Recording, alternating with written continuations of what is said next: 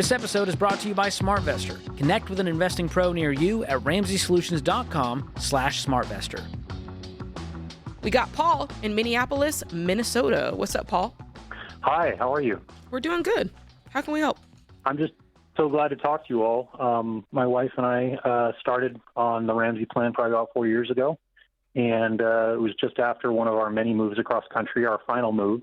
And we had a home, and we had a truck loan, and we had credit card debt, all of which we have now paid off. Wow. We are currently debt-free, home paid off, whole 9 yards. So way to go. Very exciting.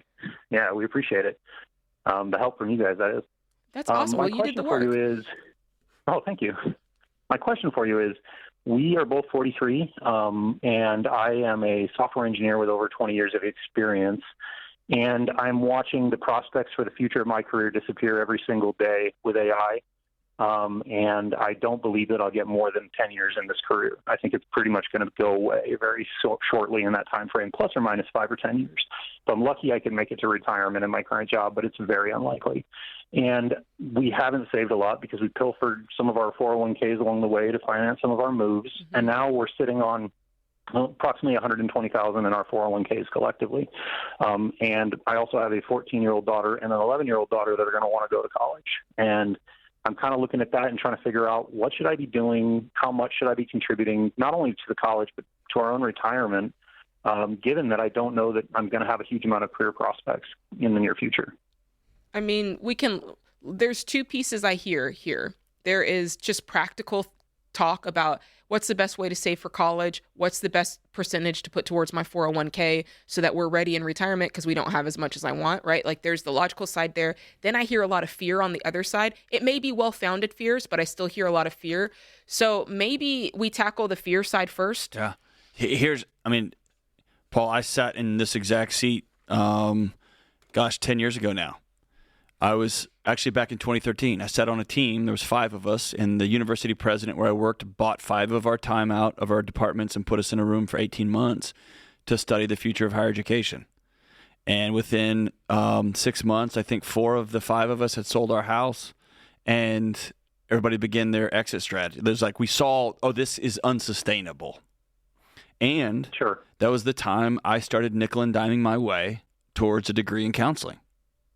I saw the writing on the wall. Now, I will say this. My caustic anxiety, I got to get out right this second, was unfounded. Things integrated slower than I thought they would.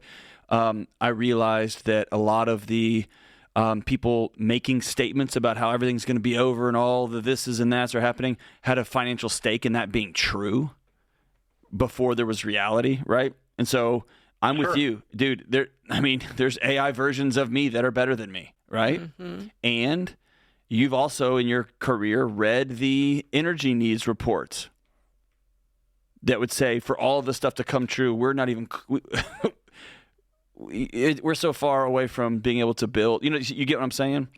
I do, and I understand that I'm presenting a conversation that sounds a bit fear-mongering. No, you're not. You're not. in it. You're right in the middle of it. You're not. I've been there. And here's what I'm going to tell you. I started training 5 years before I thought I was going to need to for a new opportunity. And I did have to do it on weekends, and I did have to do it with 2 young kids, and I did have to do it at nighttime. But I just saw the writing on the wall. I hear that, and that's actually, my wife is going back to school right now to be a teacher because we know that her current job is going to be replaced. There right? you go. So she's taking action in that space. I find that far more difficult. Just because I've been doing this for over 25 years and I don't enjoy it.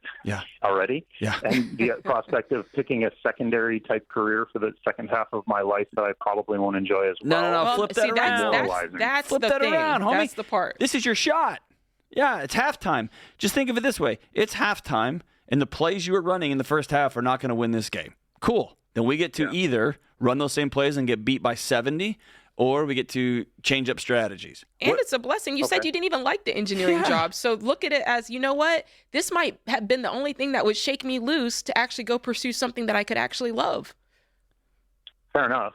I am of the mindset, though, too, that I like to build the boat before the rain. 100%. That's what I'm saying. That's what I told you I just did. I just did this. I just did that.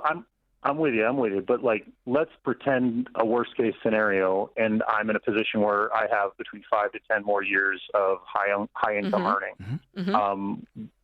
Should I, to give myself mental peace, what should I be contributing in my retirement and in my college funds and in my 403bs, so that I can make sure that I'm building the boat to settle my own emotional concerns? Yeah. So that's the part where I was kind of dialing in on the fear, because I want fear to make you do the right things, and I don't want fear to cause you to not do the right things. Does that make sense? So absolutely. To John's point, yeah, on the career side, we'll send you find the work you're wired to do. We'll find all those things to help you dive into what it looks like to build the boat towards a new career and finding what you love to do. But on the financial side, just keep doing what you're doing, right? Today you're making a paycheck. Your job's not going tomorrow. So today you're making a paycheck. You live in a paid off house. So you should at least be continuing to invest 15%. But you should have some margin there that you can do more. Now, how much, to this day, how much are you putting aside for your 14-year-old and your 11-year-old? None. We hadn't really planned on saving for college very well. That was a huge mistake on our part. And it's not too late. Once we started on our debt snowball, we were already sort of kind of in the middle of being close to the end. So we just pushed hard on all that debt. And that's okay. And so, yeah, we do have a margin as far as we can probably save between $3,000 to $4,000 a month right now on top of our living expenses. Then I would do that. I didn't ask you, how much do you guys make? Household income is $170. Okay, great. So you've got the margin. I want you for sure investing 15%. Don't back that down for college. Keep it at 15%. And then, yeah, if you can stack away some more for the kids' college, that's great. In the meantime, go ahead and use a education calculator to find out how much that will be when the time comes for them. So that way you can start having the conversations now with them and saying, hey, when the time comes, 14-year-old, that you go to school, you're probably going to have about $35,000 here. Here's what that means for you. And start talking to them about what that expectation is or whatever it's going to be. I did that. You sound like an anxious guy like me.